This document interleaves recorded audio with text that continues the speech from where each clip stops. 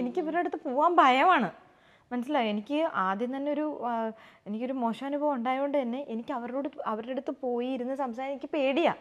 അപ്പം ഞാൻ പോകുന്നത് നിങ്ങൾ എന്നെ ഹെൽപ്പ് ചെയ്യണമെന്ന് പറഞ്ഞിട്ട് ഞാൻ പ്രൊഡ്യൂസേഴ്സ് അസോസിയേഷനിൽ കത്ത് കൊടുത്തു കഴിഞ്ഞപ്പം രാകേഷ് സെക്രട്ടറി എന്നെ പിറ്റേ ദിവസം രാവിലെ എന്നെ വിളിച്ചിട്ട് പറഞ്ഞു, സാൻഡ്ര ഞാൻ അവരുമായിട്ട് സംസാരിച്ചു, ഒരു കാര്യം ചെയ്യുക, അവർ ഡിസ്ട്രിബ്യൂഷൻ തുടങ്ങിയിട്ടുണ്ട്. അപ്പം ഈ ലിറ്റിൽ ഹാർട്ട്സ് സിനിമ അവർക്ക് ഡിസ്ട്രിബ്യൂഷൻ കൊടുത്തു കഴിഞ്ഞാൽ അവരിത് സോൾവ് ആക്കി തരും. അപ്പം ഞാൻ ഈ കൊടുക്കാനുള്ള പൈസ ഇനി കൊടുക്കാനുണ്ടെന്ന് പറഞ്ഞ് ഞാൻ ഏറ്റ പൈസ ഇനി കൊടുക്കണ്ട, മാത്രമല്ല മറ്റത് അവർ ഇത് ചെയ്ത് തരുകയും ചെയ്യും, എനിക്ക് തിരിച്ച് വാങ്ങിച്ചു തരും, മറ്റ് തിയേറ്റേഴ്സിൻ്റെ കയ്യിൽ നിന്ന് അത് വാങ്ങിച്ച് തരുകയും ചെയ്യും. അപ്പോൾ ഇത് സാൻഡ്രയ്ക്ക് ഗുണം ചെയ്യും. മാത്രവുമല്ല ഈ ഫിയോക്ക് ഇത് ഡിസ്ട്രിബ്യൂട്ട് ചെയ്യുന്ന സമയത്ത് കൂടുതൽ തിയേറ്റേഴ്സ് കിട്ടുകയും നല്ല ഷോ ടൈമിങ്സ് കിട്ടുകയും സിനിമ ഹോൾഡ് ചെയ്യാനും അത് സഹായിക്കും എന്ന് പറഞ്ഞു.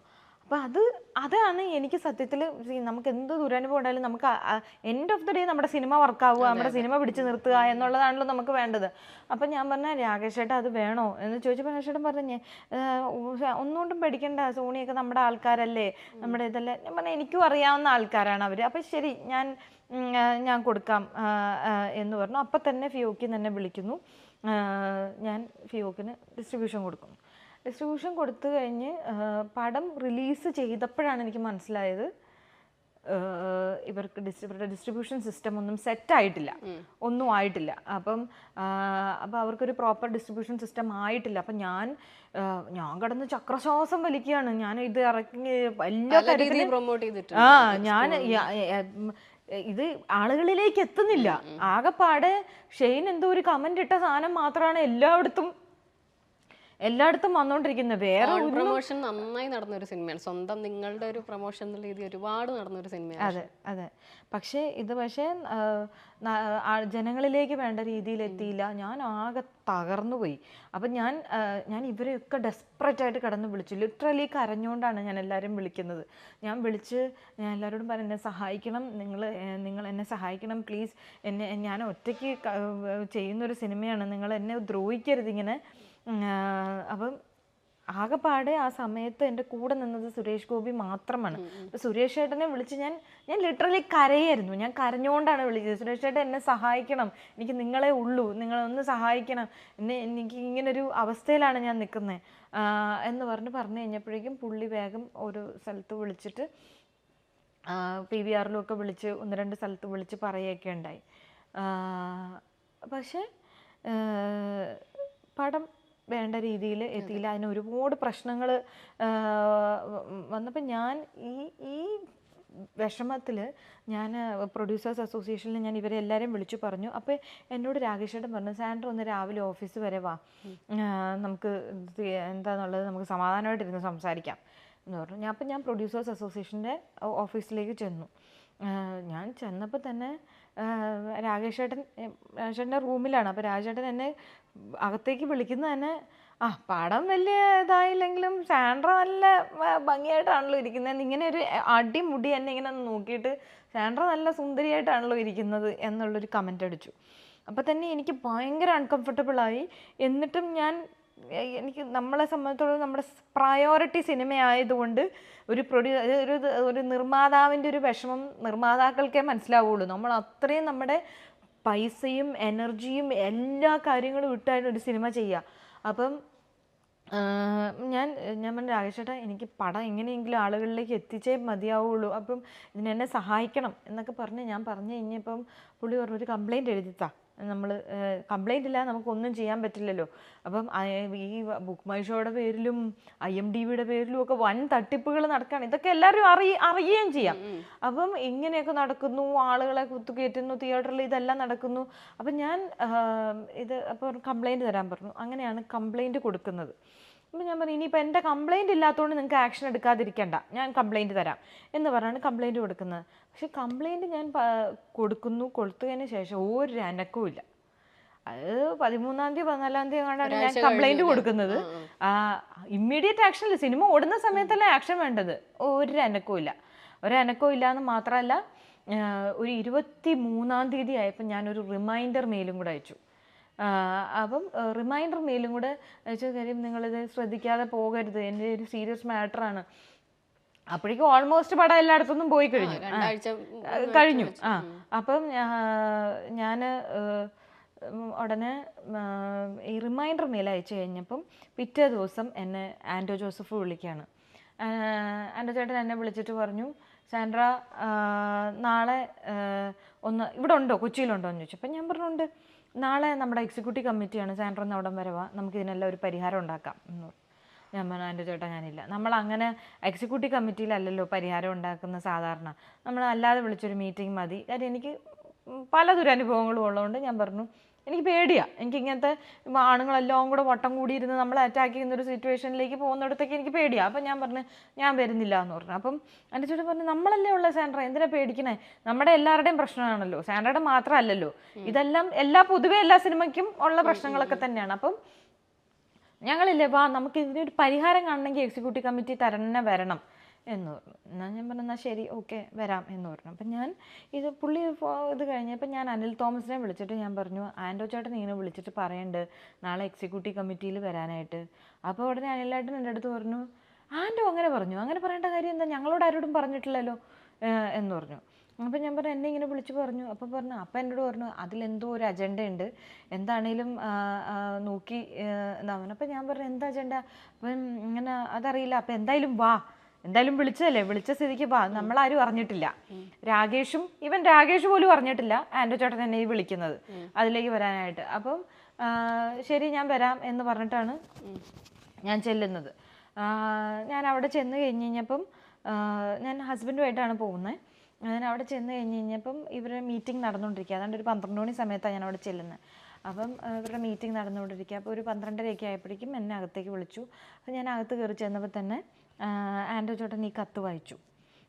കത്ത് വായിച്ചു കഴിഞ്ഞപ്പോൾ ഇതങ്ങോട്ട് കഴിഞ്ഞതും അതിനകത്ത് ആദ്യത്തെ കംപ്ലയിൻറ്റ് ഈ പോസ്റ്റർ ഒട്ടിച്ചിട്ടില്ല എന്നുള്ളതായിരുന്നു. അത് കഴിഞ്ഞപ്പോഴേക്കും സിയാദയ്ക്ക് അങ്ങോട്ട് ചൂടായി, ബഹളം വെച്ചിട്ട് ചൂടായി. അങ്ങനെ ഇവിടെ പോസ്റ്റർ ഒട്ടിക്കാതൊന്നും ഇരുന്നിട്ടില്ല, ഇവിടെ എല്ലാ പടത്തിനും ഒട്ടിക്കുന്നത് പോലെ തന്നെ ഇതിൻ്റെ ഒട്ടിച്ചിട്ടുണ്ട്. ഞാൻ പറഞ്ഞ സിയാദിക്ക എവിടെ ഒട്ടിച്ചിട്ടുണ്ടായിരുന്നില്ല, ഞാൻ സിയാദിക്കാനെ അന്ന് വിളിച്ചതുമാണ്, അന്ന് ഉച്ചയ്ക്ക് ഞാൻ വിളിച്ചതാണ്. അപ്പം ഇറങ്ങി അന്ന്. അപ്പോൾ സിയാദിക്ക എൻ്റെ അടുത്ത് പറഞ്ഞു എൻ്റെയും പടത്തിന് ഇത് തന്നെയായിരുന്നു അവസ്ഥ, അതുകൊണ്ട് എവർഷൈൻ മണീനെ വിളിക്കുന്നു പറഞ്ഞുകൊണ്ട് എന്നെ എവർഷൈൻ മണീനെ വിളിപ്പിച്ച ആളാണ് സിയാദിക്ക. എന്നിട്ട് സിയാദിക്ക എൻ്റെ അടുത്ത് പറയുകയാണ് അങ്ങനെ ഒരു സംഭവമേ ഇല്ല, മഴ കാരണം ഒട്ടിക്കാതിരുന്നാന്ന് പറഞ്ഞു അവസാനം. അപ്പം ഞാൻ പറഞ്ഞു എൻ്റെ കൂടെ ഇറങ്ങിയ വേറെ 3 പടങ്ങളുടെ ഉണ്ടായിരുന്നല്ലോ, എൻ്റെ മാത്രമേ ഒട്ടിക്കാത്തുള്ളൂ, ഇങ്ങോട്ടൊന്നും പറയണ്ട, അങ്ങോട്ട് പറയുന്ന അങ്ങോട്ട് കേട്ടാൽ മതി എന്ന് പറഞ്ഞ് ചാടി എണീറ്റ് ബഹളം വെച്ച്. അത് ഞാൻ ഈ പറയുന്നതിൻ്റെ സിറ്റുവേഷൻ ആയിരുന്നേക്ക് മനസ്സിലാവുമോ എന്ന് എനിക്കറിയില്ല. ഇത് ഒരു സീനിയർ പ്രൊഡ്യൂസറാണ്, ഒരു പ്രായമുള്ള ഒരു സീനിയർ പ്രൊഡ്യൂസർ ചാടി എഴുന്നേറ്റ് ഡെസ്കിലൊക്കെ അടിച്ച് പൊങ്ങി എഴുന്നേറ്റ് വന്ന് നമ്മളെ ഭയപ്പെടുത്തുകയാണ്, മനസ്സിലായോ, ഇങ്ങോട്ടൊന്നും പറയണം അങ്ങോട്ട് പറയുന്ന കേട്ടാൽ മതി എന്നൊക്കെ പറഞ്ഞ് ബഹളം വയ്ക്കുന്നു. അപ്പോൾ ഇവരെല്ലാം കൂടെ ചിരിക്കുന്നു, ചുറ്റും ഇരിക്കുന്നവരെല്ലാം കൂടെ ചിരിക്കുന്നു, എല്ലാവരും അത് ഓക്കെ. ഞാൻ എൻ്റെ കണ്ണൊക്കെ അങ്ങ് നിറഞ്ഞു ബഹളം വയ്ക്കുമ്പോഴേക്കും. ഞാൻ പേടിച്ചു പോയി. അപ്പം ഇവരെല്ലാം കൂടെ ചിരിക്കുന്നു. എൻ്റെ ഓപ്പോസിറ്റ് ഒരു സ്ത്രീയാണ് ഇരിക്കുന്നത്, ഈ എക്സിക്യൂട്ടീവ് കമ്മിറ്റിയിൽ ഒരു സ്ത്രീ കൂടെ ഉണ്ട്. അപ്പം ഞാൻ ഇവരെ ഡെസ്പറേറ്റ് ആയിട്ട് നോക്കുകയാണ്, എന്നെ ഒന്ന് സഹായിക്കുക, നിങ്ങൾ എന്നെ ഒന്ന് സഹായിക്കുന്നുള്ള രീതിയിൽ ഞാൻ അവരെ ഡെസ്പറേറ്റ്. അവർ അനങ്ങാതെ തല കുനിച്ചിരിക്കുകയാണ് ഇങ്ങനെ, ഇതെല്ലാം കണ്ടിട്ട് അനങ്ങാതെ തല കുനിച്ചിരിക്കുകയാണ്. അപ്പം ഞാൻ എന്നെക്കൊണ്ട് പറ്റാവുന്ന രീതിയിൽ ഞാൻ ഫൈറ്റ് ബാക്ക് ചെയ്യുന്നുണ്ട്. ഞാൻ പറയുന്നുണ്ട് ഇതങ്ങനെയല്ല. ഞാൻ ഇതിനു മുമ്പ് എനിക്ക് ഡിസ്ട്രിബ്യൂഷനുമായിട്ട് ഞാൻ എത്ര പടങ്ങൾ ഡിസ്ട്രിബ്യൂട്ട്, ഞാൻ തെറി അടക്കം വിജയുടെ തെറി അടക്കം ഡിസ്ട്രിബ്യൂട്ട് ചെയ്ത ഒരാളാണ് ഞാൻ. അപ്പം ഇതിനു മുമ്പുള്ള സിനിമകളൊക്കെ മോഹൻലാലിൻ്റെ സിനിമ വരെ ഡിസ്ട്രിബ്യൂട്ട് ചെയ്തിട്ടുണ്ട് ഞാൻ മോഹൻലാലിൻ്റെയും വിജയുടെയും പടങ്ങൾ ഡിസ്ട്രിബ്യൂട്ട് ചെയ്തിട്ട ഒരാളാണ്. ഞാൻ ഇതുവരെ ഡിസ്ട്രിബ്യൂഷൻ്റെ ഒരു പ്രശ്നമായിട്ട് ഇന്നേ വരെ ഇവിടെ വന്നിട്ടുണ്ടോ? ഫിയോക്കൻ എന്ന് പറയുന്ന സംഘടന ഇതിനു മുമ്പ് ചെയ്ത ഗൂ എന്ന് പറഞ്ഞൊരു പടം ഇപ്പൊ റിലീസ് ചെയ്തേക്കാണ്. അത് റിലീസ് ചെയ്തേക്കുന്നത് എന്തുകൊണ്ടാണ്? അവർ ചെയ്തത് ശരിയാവാത്തതുകൊണ്ടാണ് രണ്ടാമത് ചെയ്യേണ്ടി വന്നത്. അപ്പോൾ ഞാൻ ഇത് പറയുമ്പോഴും ഇവരെല്ലാവരും എന്നെ കളിയാക്കുന്നു, ബഹളം വെക്കുന്നു. അപ്പോൾ ഉടനെ സെഞ്ചുറി കൊച്ചുമോൻ ഇനിയിപ്പോൾ എന്നാൽ പിന്നെ ഡയറക്ടേഴ്സ് നടന്ന് പോസ്റ്റർ ഒട്ടിക്കട്ടെ, അതാണ് നല്ലത് എന്നൊക്കെ പറയുന്നു. ഇങ്ങനെ അതായത് ഞാൻ എന്തോ വേറെ ആൾക്കാർക്ക് വേണ്ടിയിട്ട് വന്ന് സംസാരിക്കുന്നത് പോലെയാണ്. ശരിക്കും പറഞ്ഞാൽ ഞാൻ നിർമ്മാതാക്കൾക്ക് വേണ്ടിയിട്ടാണ് സംസാരിക്കുന്നത്. ഞാൻ വേറൊരു നിർമ്മാതാവിന് എൻ്റെ ഗതികേട് ഉണ്ടാവാതിരിക്കാൻ വേണ്ടിയിട്ടാണ് ഞാനത് അവിടെ പോയി പറഞ്ഞത്. അപ്പം ഇത് കളിയാക്കുന്നതിനിടയിലാണ് സന്ദീപ് എനിക്കൊരു മെസ്സേജ് അയക്കുന്നത്. അപ്പം ഈ മെസ്സേജ് കണ്ടതും ഞാൻ ആകെ വല്ലാണ്ടായി. ഞാൻ പെട്ടെന്ന് എൻ്റെ ഷർട്ടിൻ്റെ ബട്ടൺ ഓപ്പൺ ആണ്, ഇവിടെ എല്ലാവരും കോമഡി ആക്കിക്കൊണ്ടിരിക്കുകയാണ് അത് എന്ന് പറഞ്ഞിട്ടുള്ളൊരു മെസ്സേജാണ് എനിക്ക് അയക്കുന്നത്. അപ്പോഴേക്കും ഞാൻ പെട്ടെന്ന് ഷർട്ടിൻ്റെ ബട്ടൺ എന്ന് പറഞ്ഞാൽ ഇങ്ങനെയാണ് ബട്ടൺസ് ഒക്കെ. ഞാൻ ഈ ഏറ്റവും മുകളിലത്തെ ബട്ടൺസ് ഇട്ടിട്ട് ഞാൻ തല പൊക്കി നോക്കുന്ന സമയത്ത് ഞാൻ കാണുന്നത് എല്ലാവരുടെയും മുഖത്ത് കള്ളച്ചിരിയാണ്. എല്ലാവരും ഇങ്ങനെ ഒരുമാതിരി അങ്ങോട്ടും ഇങ്ങോട്ടും ഓരോന്ന് പറയുന്നു, ചിരിക്കുന്നു. എന്നിട്ടിങ്ങനെ എന്നെ ഒരുമാതിരി, നമുക്ക് ആ നോട്ടം മനസ്സിലാവുമല്ലോ അത് എൻ്റെ ഞാൻ ബട്ടൺസ് ഇട്ട് ഞാൻ തലപൊക്കി നോക്കുന്നത് മുഖത്തേക്കാണ്. അത് വളരെ എവിഡൻ്റ് ആണ് പുള്ളിയുടെ ഫേസ് എക്സ്പ്രഷനിൽ നിന്ന് അയാൾ നോക്കിക്കൊണ്ടിരിക്കുകയായിരുന്നു എന്നുള്ളത്.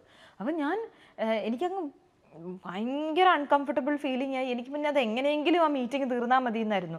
2:30 ആയപ്പോഴേക്കും മീറ്റിംഗ് തീർന്നപ്പോഴേക്കും പെട്ടെന്ന് ഇവരെല്ലാവരും കൂടെ വന്നിട്ടൊരു സ്നേഹപ്രകടനവും ഭയങ്കര കഴിച്ചിട്ട് പോയാൽ മതി വന്ന് പിന്നെ ഹസ്ബൻഡിനെ വിളിക്കുന്നു, ഭയങ്കര സ്നേഹം, എല്ലാവരും കൂടെ ഭയങ്കരമായിട്ട് ഇത് ചെയ്യുന്നു. നമ്മളങ്ങ് പെട്ടെന്നൊരു കൺഫ്യൂഷൻ വരില്ലേ നമുക്ക്, ആ ഒരു രീതിയിലേക്ക് കൊണ്ടുവന്നു. അപ്പം ഞാൻ ഓർത്തു നോക്കി എന്നാൽ കഴിച്ചിട്ട് പോകാം, കാര്യം എനിക്കപ്പോൾ സന്ദീപിനോട് ചോദിക്കാം. അപ്പോൾ അതാണ് ഞാൻ ആലോചിക്കുന്നത്. സന്ദീപിനോട് ഞാൻ ചോദിച്ചിട്ട് ഇതെന്താണെന്നുള്ളത് അറിയണം. അപ്പം ഞാൻ അവിടെ ചെന്നു, കഴിക്കാനായിട്ട് അവിടെ ചെന്ന് കഴിഞ്ഞപ്പം അവിടെ സന്ദീപില്ല. സന്ദീപിൻ്റെ ഓഫീസ് താഴെ ആയതുകൊണ്ട് താഴോട്ട് കഴിക്കാൻ പോയെന്ന് പറഞ്ഞു. അപ്പോൾ ഞാൻ എൻ്റെ പപ്പയുടെ പഴയ പാർട്ട്ണറായിരുന്നു BBK മേനൻ അങ്കിളുമായിട്ട് ഞാൻ സംസാരിച്ചതിന് ശേഷം ഞാൻ അവിടെ ഭക്ഷണം കഴിക്കുമ്പോൾ ഞാൻ പുള്ളിയായിട്ട് സംസാരിച്ചുകൊണ്ടിരുന്നത്. നേരെ താഴെ ഇറങ്ങി വന്ന് ഞാൻ സന്ദീപിൻ്റെ ഓഫീസിലേക്ക് ചെന്നിട്ട് ഞാൻ അപ്പോൾ സന്ദീപ് വെളിയിലേക്ക് ഇറങ്ങി വന്നു. അപ്പോൾ സന്ദീപിൻ്റെ അടുത്ത് ഞാൻ ചോദിച്ചു, എന്താ സന്ദീപ് എനിക്ക് അങ്ങനെ ഒരു മെസ്സേജ് അയച്ചതെന്ന് പറഞ്ഞപ്പോൾ എൻ്റെ അടുത്ത് പറഞ്ഞു, ഇവരൊക്കെ ഇന്ന കാര്യങ്ങളായിരുന്നു ഡിസ്കസ് ചെയ്തുകൊണ്ടിരുന്നത്, ഇതൊക്കെയായിരുന്നു, ഇന്ന ആൾക്കാരാണ് സംസാരിച്ചുകൊണ്ടിരുന്നത്, അത് എനിക്കത് കണ്ടിട്ട് വിഷമമായിട്ടാണ് ഞാൻ മെസ്സേജ് അയച്ചതെന്ന് പറഞ്ഞു. അപ്പം ഞാൻ പറഞ്ഞു, ഞാനിപ്പോൾ തന്നെ ചോദിക്കും, അത് ശരിയായ കാര്യമല്ല, ഞാനൊരു കംപ്ലൈൻറ്റുമായിട്ട് ഇവിടെ വരുമ്പോൾ എന്നെ ഇങ്ങനെയാണോ നിങ്ങൾ ട്രീറ്റ് ചെയ്യേണ്ടത്? അപ്പം സന്ദീപ് പറഞ്ഞു, ചോദിക്കില്ല, എനിക്കൊരു പ്രശ്നമാക്കരുത്, എൻ്റെ ഒരു ഫ്രണ്ട് എന്നുള്ള രീതിയിൽ പറഞ്ഞെന്നാണ്, അതൊരു പ്രശ്നമാക്കരുതെന്ന് പറഞ്ഞു. പിന്നെ ഇത് സന്ദീപ് ഇത്രയും പറഞ്ഞപ്പോൾ എനിക്കത് വേണ്ട, നമ്മളൊരാളെ ഉപദ്രവിക്കണ്ടല്ലോ എന്ന് വിചാരിച്ചിട്ട് ഞാൻ വേണ്ടാന്ന് വെച്ച് ഞാനത് ചോദിച്ചില്ല. ഞാൻ അവിടെ നിന്ന് പോന്നു. വീട്ടിൽ വന്നിട്ട് എനിക്ക് ഉറക്കം വരുന്നില്ല. എനിക്ക് ഭയങ്കര ബുദ്ധിമുട്ടായി. കാര്യം ഞാൻ ഇനിയും ഇവരുടെ മുന്നിലേക്കല്ലേ ചെല്ലേണ്ടത്, ഞാൻ ഇനിയും ഒരു പ്രശ്നം വന്നാൽ ഇവരെ തന്നെയല്ലേ കാണേണ്ടത്, ഞാൻ എങ്ങനെ ചെല്ലും? ഞാൻ ഇനിയും എന്നെ ഇങ്ങനെ കാണുന്നവരുടെ അടുത്ത് പോയി ഇനിയും ഞാൻ എങ്ങനെ ചേട്ടാന്ന് വിളിച്ച് നിൽക്കുന്നത്? ഇങ്ങനെയൊക്കെയുള്ള പ്രശ്നങ്ങളുണ്ടല്ലോ. ഇപ്പം ആട്ടം സിനിമ കണ്ടാണല്ലോ, ആട്ടത്തിനകത്ത് ആ ഫീലിംഗ്, ആ പെൺകുട്ടിയുടെ ഫീലിംഗ് എന്താണെന്നുള്ളത് നമുക്കൊരു സിനിമ കാണുമ്പോൾ അത് മനസ്സിലാവും നമുക്ക്. പക്ഷെ അത് അനുഭവിക്കുമ്പോൾ ഒരു സ്ത്രീക്ക് ഇത് സംഭവിച്ചു, സാധാരണ ലൈഫിൽ സംഭവിച്ചു എന്ന് പറയുമ്പം അത് അവളുടെ പ്രശ്നമായിട്ട് കാണും. അല്ലെങ്കിൽ അതാണ്, അല്ല അവൾ തുറന്നിട്ടിരുന്നത് കൊണ്ടാണ്, അല്ല അത് അവൾ ഇങ്ങനെയാണെന്നൊക്കെ പറഞ്ഞ് പല ന്യായീകരണങ്ങൾ ആൾക്കാർ കണ്ടെടുത്തും. പക്ഷെ സിനിമയിൽ അത് കാണുമ്പോൾ ആൾക്കാർക്ക് അവരുടെ ഫീലിംഗ് എന്താണെന്നുള്ളത് മനസ്സിലാവും. അതുകൊണ്ടാണ് ഞാൻ ഈ ആട്ടം നാഷണൽ അവാർഡ് കിട്ടിയ സിനിമയും കൂടെ ആയതുകൊണ്ട്